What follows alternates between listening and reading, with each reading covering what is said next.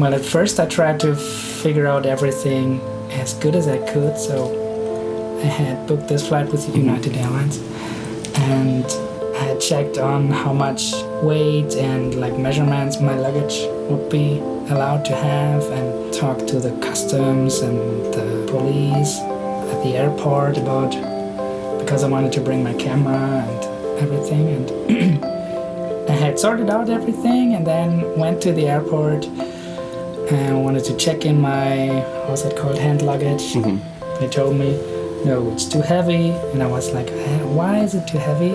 And then I just realized that even though I had booked the flight with United Airlines, it was operated by Lufthansa, which is a German airline, and they had different rules, and so my luggage was too heavy, and I had to like pack everything differently and put the camera into my big bag. It was a bit of a like, am I going to do this? But I also didn't want to leave the camera here, so I had to decide quickly, and then I just put it in there and just crossed my fingers that it would arrive in one piece, which it luckily did after a long trip.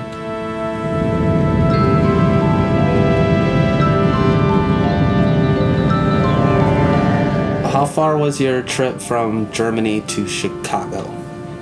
So I first had to go from Hamburg to Munich, which was about 1 hour flight. Then I had a 1.5 hours layover, and then would go from Munich to Chicago, which took about 9.5 hours, I think. Long time. And this and this is where I can kick in with something. We were supposed to pick him up at the airport in Quincy, Illinois at 4:45. Quincy is like probably an hour away from the town that I live in. So we left around 3 o'clock to give us some time to make sure that you weren't going to be sitting there waiting for us. Sister's car stinks.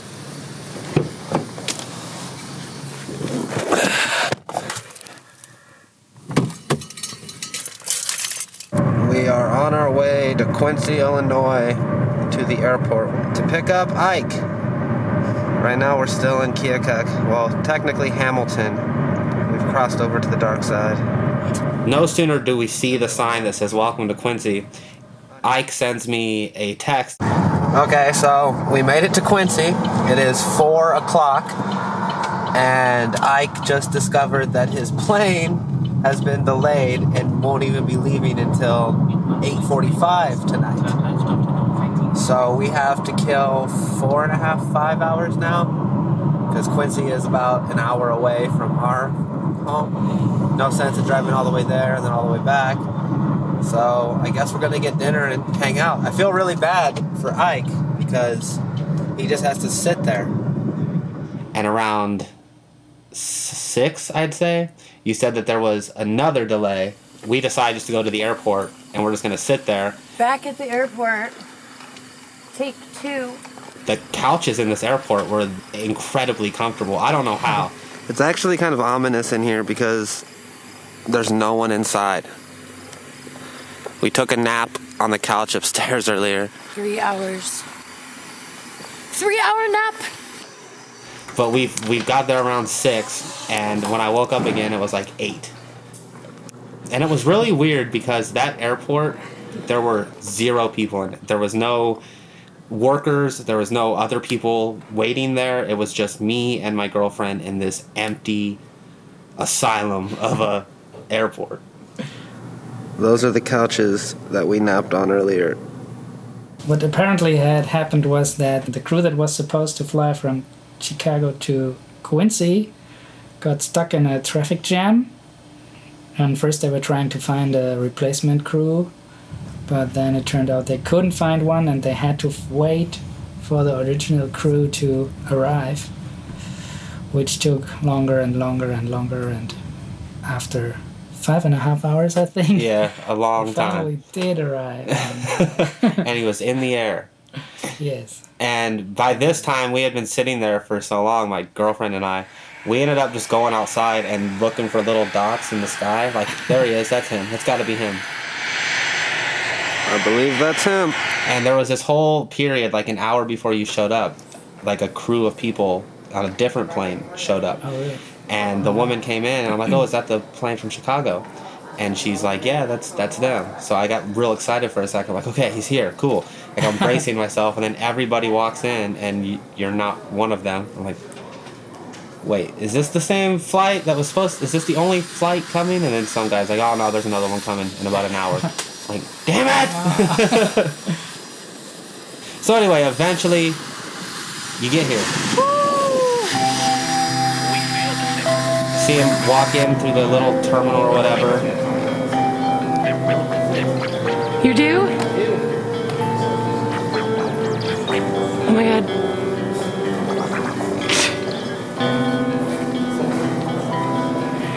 Oh my god. It's happening. What's up, sir? How you doing, man? Are you exhausted?